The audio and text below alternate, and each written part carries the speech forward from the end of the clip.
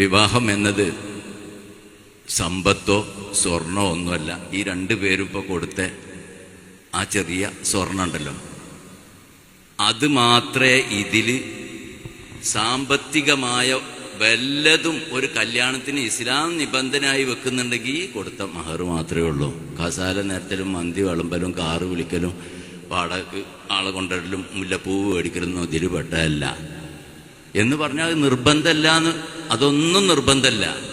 ഇതിൻ്റെ ഔദ്യോഗിക ഘടകം സാമ്പത്തികമായിട്ട് വിവാഹത്തിൽ ഈ സമൂഹത്ത് മനസ്സിലാക്കണം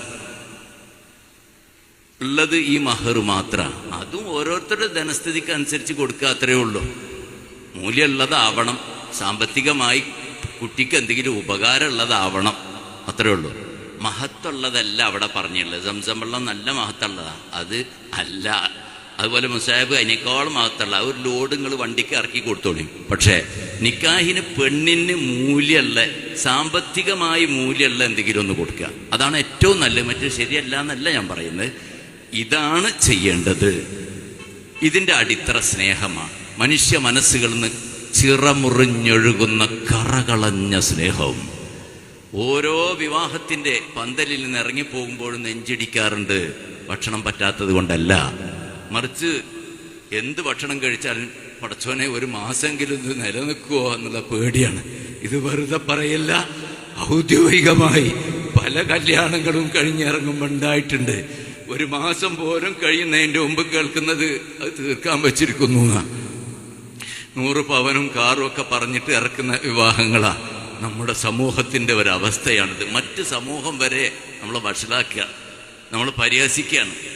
എന്നിട്ട് ആവശ്യമില്ലാത്ത കുറേ ആചാരങ്ങൾ, എത്രത്തോളം ഇവർക്ക് റെസ്പെക്റ്റ് കൊടുക്കേണ്ട ദിവസമാണിന്ന്. രണ്ടുപേർക്കും അള്ളാഹ് കൊടുത്തിട്ടുണ്ട്. ഒരാഴ്ചക്ക് ജമാഅത്ത് വരെ സുന്നത്തില്ല എന്ന് പറഞ്ഞു അല്ലേ? അങ്ങനെ തന്നെയല്ലേ പണ്ടൊക്കെ? അങ്ങനെ ജമാഅത്തിന് വരെ സുന്നത്ത് വിട്ടുവീഴ്ച ഉണ്ട്. പുതിയാപ്പിളക്ക് റെസ്പെക്റ്റ് കൊടുക്കേണ്ട ദിവസമാണ്. അതിനാണ് ഒരു കസാരമ്മ പ്രത്യേകം ഒരു തുണിയൊക്കെ ഇടും. ഇപ്പം അതൊന്നുമില്ല. പുതിയാപ്പിളമ്മ പോയി വിളിച്ചുകൊണ്ടിരും, പെണ്ണിനെ പോയി വിളിച്ചുകൊണ്ടിരും. അതൊക്കെ നിലനിർത്തേണ്ട തന്നെയാണ്.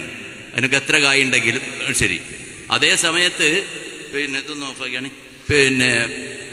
ഒരു നമ്മുടെ ആചാരങ്ങൾ തന്നെ ശവപ്പെട്ടിയിലാണ് കൊണ്ടുവരുന്നത്.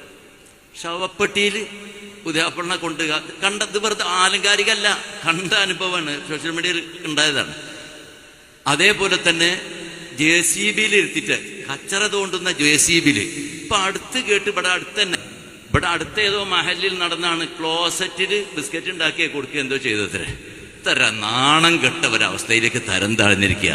അറ്റ്ലാന്റിക് മഹാസമുദ്രത്തിന്റെ തീരത്തിലൂടെ ഞണ്ടുപറക്കി നടന്നിരുന്ന യൂറോപ്യർക്ക് തുണിയൊടുക്കാൻ പഠിപ്പിച്ച ഇസ്ലാമിക സ്പെയിനിന്റെ സംസ്കാരം വലിച്ചെറിയാണെന്ന് നമ്മൾ അതുകൊണ്ട് അധപ്പതിച്ചിരിക്കുകയാണ്. സ്നേഹമാണ് ഇതിൻ്റെ അടിത്തറ. 2 വ്യക്തികളും അല്ല, 2 കുടുംബങ്ങൾ.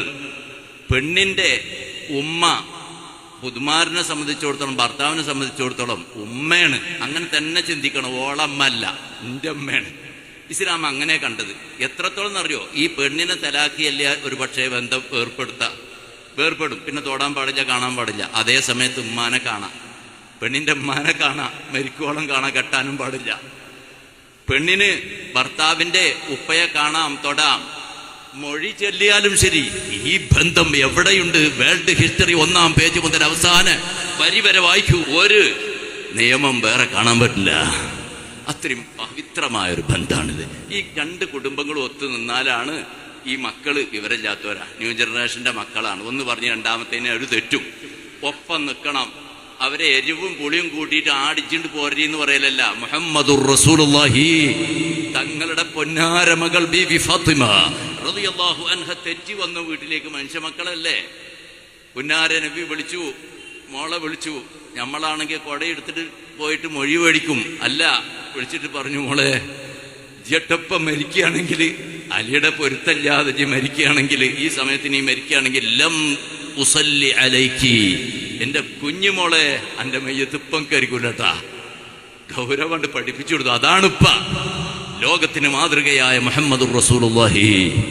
അല്ലാഹു തആല ഐക്യത്തോടെ സ്നേഹത്തോടെ ഈ 2 ബന്ധങ്ങളെയും എല്ലാ ബന്ധങ്ങളെയും നിലനിർത്തി കൊടുക്കുമാറാകട്ടെ.